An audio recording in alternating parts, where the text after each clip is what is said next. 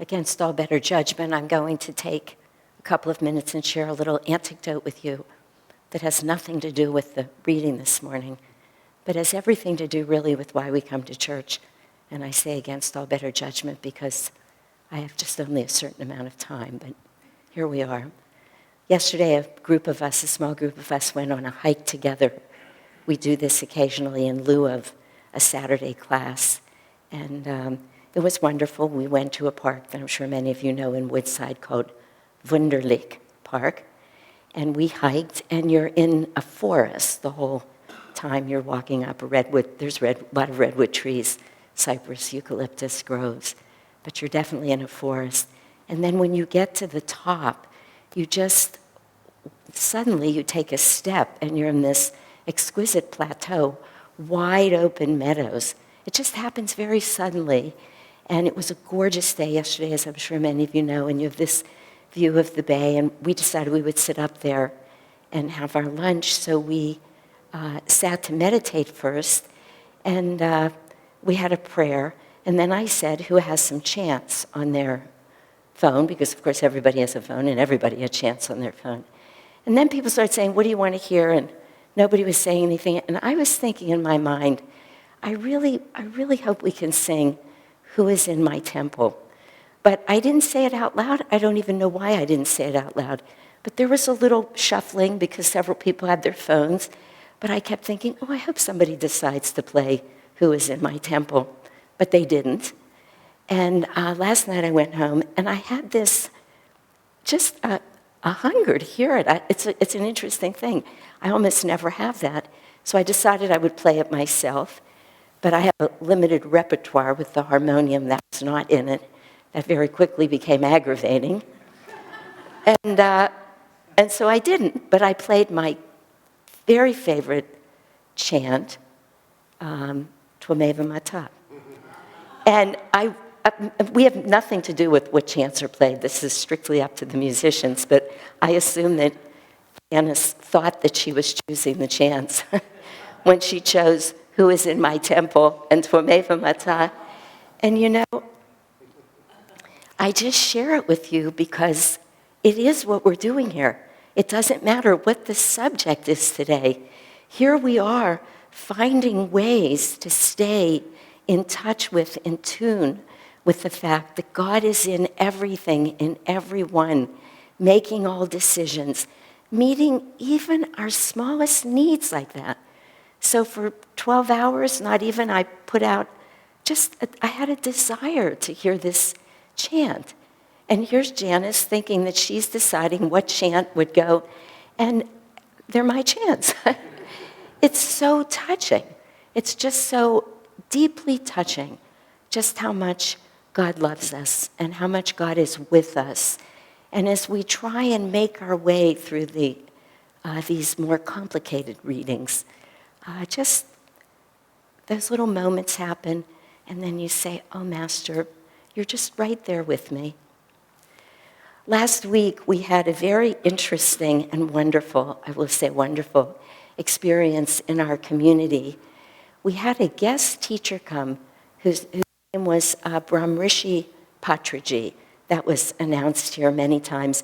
I don't think any of us had ever met him, but we had received a letter some time ago, maybe 6 weeks ago, 8 weeks ago, from a very dear friend of Ananda. His name is Sri Kartikeyan. I know his name very well, but the last few times I've gone to say it. He's a very dear friend, a very wise and prominent man in India who heard Swamiji at some point. I'm not even sure how they met, Swami Kriyananda. And that was it. He was with us. And he had a lot of friends all over India, I will say, but he helped clear the way for these teachings. I wouldn't even say it was personal, but let me just say he was a dear friend and very helpful. And Swami Kriyananda often said that they were like brothers. That's what he said. So when he wrote to us and asked us to invite this man or host this man to give a program, I mean, there was just no doubt but that we would do it, of course. And he wrote about him very beautifully. So I actually received many of those notes. Not everybody did. But I was sort of the chosen point person to help make this event happen. So I was in a lot of communication, not with him, but with his disciples and with other people from India who wanted this to go well. And anyway, he came last Monday. He's a man who teaches all over India. He has his particular way that he teaches, but what he's really trying to do is to get people all over the world, not just all over India, to meditate. And I will say, from all accounts as they presented it, he's been very successful. So he shows up at our community, and everything is just set. I tried to say to myself, what would people do for him in India? Beautiful chair, flowers, just everything set up in a lovely way. But when he arrived with his entourage, it was really hit me how perfectly Indian he was. I mean, Indian through and through. Now, we don't have a lot of that on our path because that was not what Master came to teach us. He didn't come to teach us how to live these teachings in an Indian way.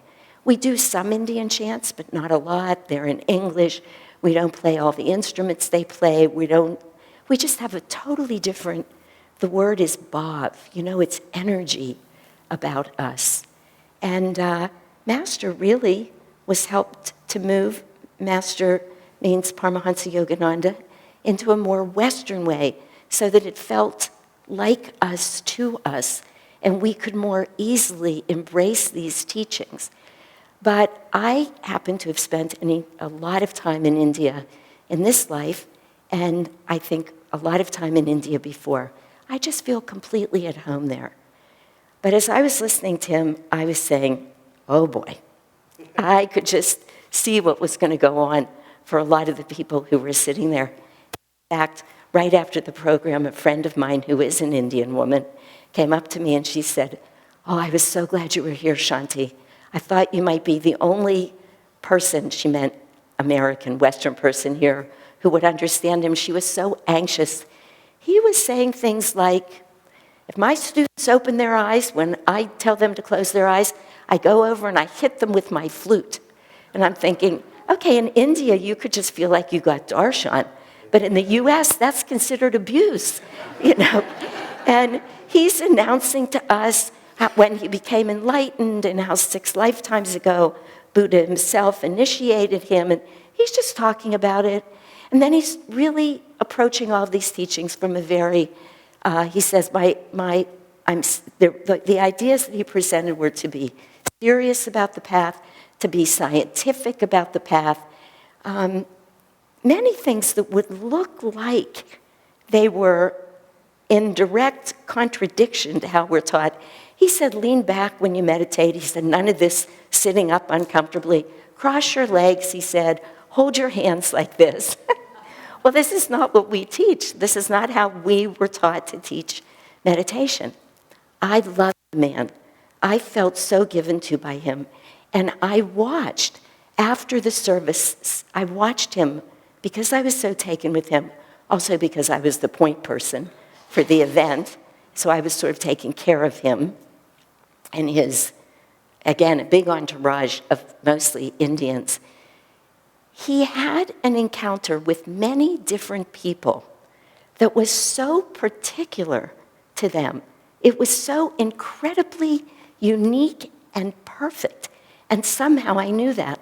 I have a very dear friend who just loves to engage in, I don't think it's intellectual discourse, but who loves to be of the mind, who approached him a couple of times with the same question. It was a question that was going to have to be addressed logically, rationally. He would have none of it.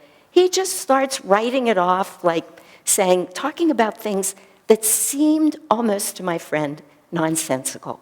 Almost like, why is he talking to me about this? But in essence, I really heard him saying, no, we're not going there into your mind. I myself went up to just say to him, "Oh, Patraji," I got that far, just like that. "Oh, Patraji," that was my stance. He just bent down and touched my feet. I was absolutely beside myself. I'm thinking, what do I do? I just immediately brought my hands here. But when he went to leave whatever he and I were doing, I did touch his feet, which is not just the Indian way, but it resonates deeply in me. We were never allowed to do that with Swamiji. And what did he do? He looked at me right into my eyes. He didn't say a word, but it was so powerful. This is instantaneous. And then he bends down and he touches my feet a second time, saying to me, God is in all of us, Shanti. One of the main messages that he tried to share that night, go within.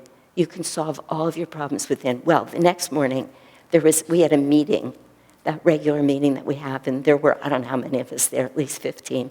And people had very different feelings about him initially.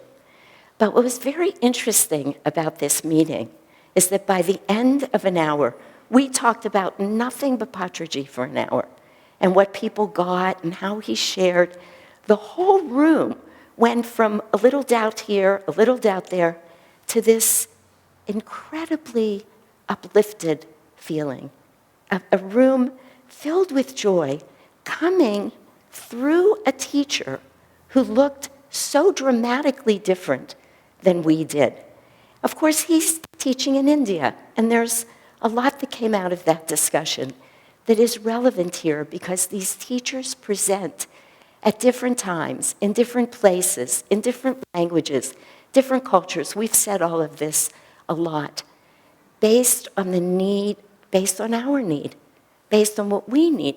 So we didn't need, nor were we able necessarily to learn in the way the Patraji was teaching, but did it make it any less of the truth?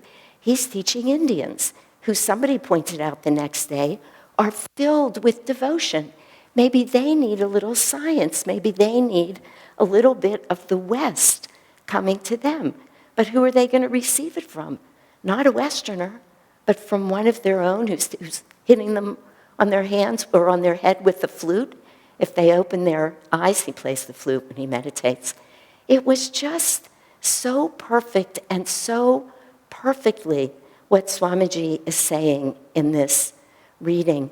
You know, he mentions this, the opening and dedication page of the path, where, and the quote in the reading is, the lives of all saints manifest in various ways the same one God. And that, of course, is the whole reading of the Bible. Jesus is saying, why would you have thrown them out? Just because they didn't look like us? Just because they didn't use our language?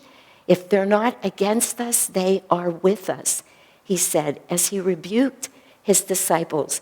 But interestingly, the very first line on the dedication page of the New Path, where Swami says, to the sincere seeker, whatever his chosen path, which is so beautiful. So he says both to the sincere seeker. This doesn't mean make life whatever you want it, do whatever you want, just decide what feels good to you and have at it. It says if you are truly seeking inner freedom, if you truly want to realize your divine nature in this life, whatever your chosen path, you will open this book called The New Path, and you will find those truths here. And this is how Swamiji, if you read the first couple of chapters of his commentary on the Bhagavad Gita or his commentary on the Bible, this is exactly what he does. He sets up this stage, first of all, beautifully, very different language, I might say, different feeling in the Gita and the Bible that says what we say every week. These readers say, truth is one and eternal. Realize oneness with it in your deathless self within. Truth is one and eternal. Truth is one, paths are many. Paths are many, the goal is the same. That is the message here. And that's what the reading from the Bible says. And he goes on to talk about, in all of these places, the new path, not right up front in the new path, but eventually up front in the Gita and in the Bible. Am I on here? Am I back? Okay, sorry. I just felt it leave for a moment. I didn't mean am I on as in on, I meant on. This whole notion of the whole teaching of Sanatan, which means eternal, Dharma, which means truth. It means duty, in a way, our duty, and I'm going to talk about this because these two readings just go like this. You have to take them both together, the reading from the Bible, today in my mind, even more so than other times, and the reading from the Gita are just so quintessentially wrapped up for our spiritual well-being. But he talks about Sanatan Dharma, eternal truths, those truths that are the very fiber and fabric of all of creation. They don't belong to one religion or another. They belong to all religions. As Swamiji says so often, you never hear the masters arguing with each other. The only difference they perceive, and the only reason we perceive a difference, is again because they come at different times and in different countries, because we couldn't learn as well from Patraji as we can from Yogananda and Swami Kriyananda. But the teachings are exactly the same. Why do we have Jesus up on our altar? So there's no difference here. There is one eternal truth. And whatever path it is, however it presents and whatever you're drawn to, all that matters is, does it lift you up? Does it take you where you want to go? You know, last week Asha mentioned St. Joseph of Cupertino. She talked about him because he worshiped God in the form, Christ in the form of the baby. But a story from him came to me last night when I was reading this. You know, he was kept in this small room. They call it a cell, which is, of course, what they call a lot of these rooms where these saints lived and meditated. But it's a very small room in the Basilica of St. Francis. Because he was such a bother to the church, he just couldn't sit still. He would sit down, and before they'd know it, he'd be up off the ground. He levitated. And, you know, the church did not know what to do with that other than hide him. He was literally locked in. But there's a wonderful story about the ambassador from Sweden coming to see him. The ambassador from Sweden was Protestant, and he came to see St. Joseph, and he was in his room with him. And they just sat down to be quiet together for a little bit. But before you know it, St. Joseph started levitating, and so did the ambassador from Sweden. Can you imagine? This wonderful Protestant, all of a sudden he's up here. And later he remarked to somebody, I came in a Protestant, but I came down a Catholic. Isn't that just the wonderful? I mean, it's really true. It's like, how is he not going to believe? But the point is, whatever it is that lifts you up, that's what brought that story to mind for me. That's what matters on our path, not which path we're on, but what is going to help us live our Dharma, which is where the reading goes now with the Gita. The Gita says, better to die trying to fulfill your own Dharma than to live and be trying to fulfill somebody else's Dharma. And it's really remarkable when you think about it. We are, each and every one of us, completely and totally spiritually unique. There's nothing, there are underlying principles, of course. You know, you won't find a spiritual path where it says, be mean to people, be selfish, hate everyone you can find. Who would do that? Of course not. So those basic principles, which come out in the teachings in different ways. It can be the 10 Commandments, it can be Patanjali's Yoga Sutras, it can be many different ways that they're spoken. They're all really telling us the basic tenets of living on a spiritual life, on a spiritual path. But after that, what we need to do is find a way to communicate with God, with the divine, in such a way that we hear what is our path. Swami Kriyananda was famous for having people come to him, 2 or 3 people with the same exact question, and yet answering it differently to each of those people. I myself have this, and I've mentioned it in here before, in such a small way. When people call me and they want to talk to me on the phone, now I have my medical hat on, and before they come to see me, they want to say, how do you approach this problem? And they tell me what their problem is. It might be a cough, it might be high blood pressure, it might be a problem with their partner, it can be anything. And I'm nice, and I say a few words to them to try and encourage them to come in, but I could never tell anybody what I'm going to do with them to help them move down their path, even something as simple as high blood pressure. That's about as simple as medicine gets. But you have to know the person. You don't just have to know them physically, you have to know them emotionally, and you have to know them spiritually before you can offer any advice about where to take the next step. For one person, the answer might be, you need to get more active, you need to do more, you need to serve more. For the next person, input might be, you need to go in, you need to meditate, you need to put the chakras up on your wall, I say to people at times, and breathe from your heart to the heart chakra. How do we develop more devotion? I have a very dear friend who has spent many years trying to convince me that God does not really want her to meditate in this life. And for years, I fought with her. She said, I'm just not meant to sit still. In fact, it's painful to sit still. And yesterday I was thinking, I thought, I owe her an apology because I realized this, I was sitting with this, that is probably the truth. We're not all made to just, I'll bet you many of us in here know this, to sit still and get perfectly quiet. Maybe the way is to say to that person, let's see how we can keep you active and keep your mind on God while you're doing whatever you're doing.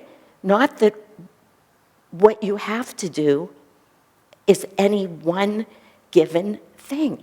There are as many spiritual paths as there are people, Master said, over and over. I have a couple of things that I want to read to you. I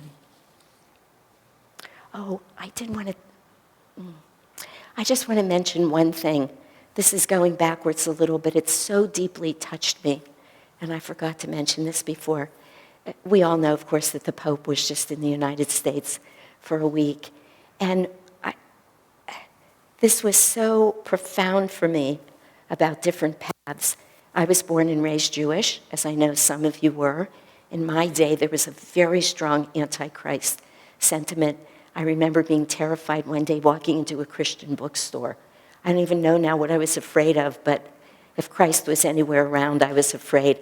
I'm not comfortable really with the whole, I remember going to Catholic church a couple times, and then they told me I had to turn around and shake everybody's hands, and I don't know, I didn't like that very much. So. But here comes the Pope, and here this man is, able. I mean, talk about truth is one. And it was just so right under our noses here. There was nothing he said that had anything to do with politics, that had anything to do with race, that had anything to do with religion. He reached out to people sitting on both sides of that Congress. He held kids from Catholic charities that were homeless, and he had dinner at the White House. He went everywhere. He touched everybody. He held the dogma of the church perfectly without ever resorting to dogmatism. It was so beautiful and such a perfect example of what this reading is. He spoke so deeply from his heart that I believe, and I don't know a lot about politics, that he inspired John Boehner to resign as Speaker of the House. That he felt when the Pope was speaking, there is a place we can all go to. There was a quote in one of the newspapers or on the news, I don't remember where I heard it. The news reporter said, 60% of people who are avowed atheists said that they not just feel positively towards the Pope, but they would want to spend time with him. They would want to be in his company. And this reporter said, what can that speak of other than somebody transcending religion? It was just so beautiful.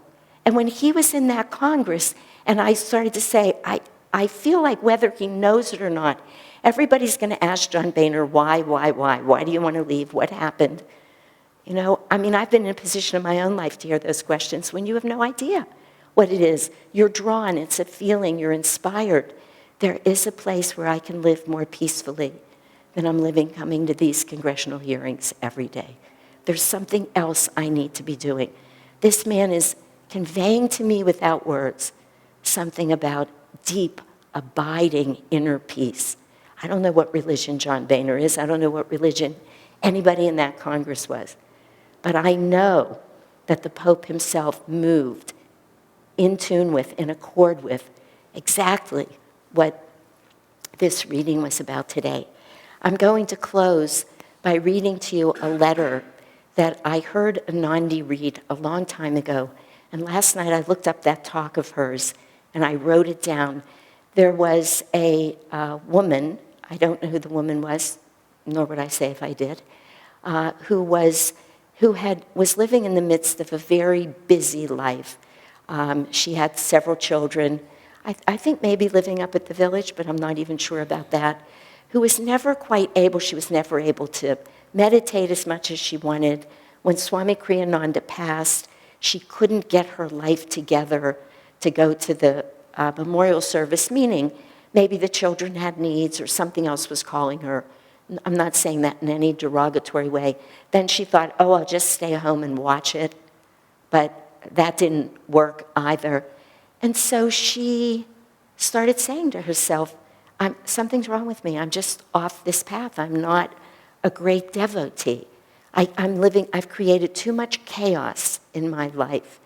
But she had a habit of being able to open a book whenever she had a question, one of Swamiji's books or Master's books, and just find a reading. And Ananda said it was uncanny, how the reading was always perfect for whatever was going on at the time.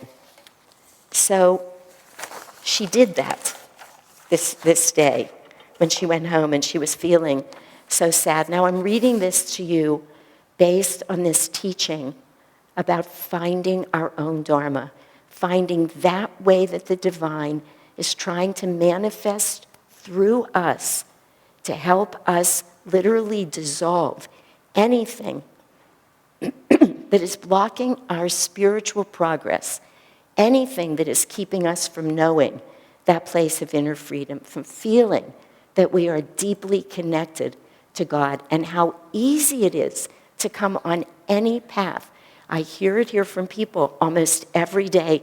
I live it myself in certain ways, with all the shoulds, and I have to, and if I were better. Everything this woman was saying, I have to remind myself every day, how is God trying to manifest through you, Shanti? And I have to remember this, not just to find my own path, but even more importantly, as a minister, as a physician, as the manager of this church, so that I don't live in judgment of other people who aren't doing it the way I'm doing it, who might not have the same energy or the energy directed in the same way. And honestly, it's a challenge for me. It is a challenge. So I'm going to close with this reading from Master. The woman just opened a book. I don't know what book it was. This is Master speaking. There is no stereotyped way of promoting spiritual growth. There is no spiritual mill that can turn non-spiritual persons into self-realized souls by the turning of a motor. Everyone has to work out his own salvation according to hints from his inner self after he has been started on the right road by standardized spiritual advice. Be reverent, be content, be self-controlled, meditate, etc. The crowd of tendencies, isn't that a beautiful line? The crowd of tendencies that one is born with then needs slightly different handling in different people. Some inclinations need to be curbed, others tolerated, others fed sparingly, and some, he says, starved out. Master so beautifully saying, do what you need to do to be still, even if it's being active, calmly active for some of you, even if it means being calmly active. Be still and know that I am means not necessarily stand perfectly still, not necessarily for everybody sit still, but the know that I am and know thy true self. Only by being willing, able, working at, attuning ourselves to God's will as he sees it for us, will we be able to live our Dharma and find that peace that we're all looking for.